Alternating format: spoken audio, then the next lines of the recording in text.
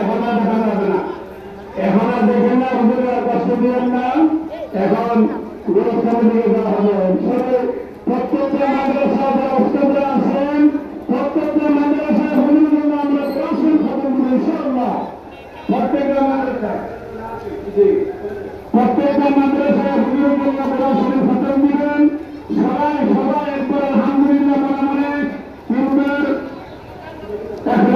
ইখলাস দুরূদ শরীফ পাঠ করে হুজুরের জন্য দোয়া করবেন।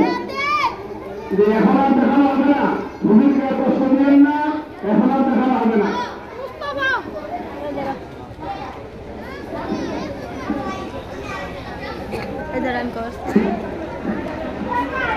আপনারা সকলে বের হলে তারপরে লাভ করে দেওয়া হবে। আপনারা আস্তে আস্তে বের হন, সকলে পথে সাবধানে যান।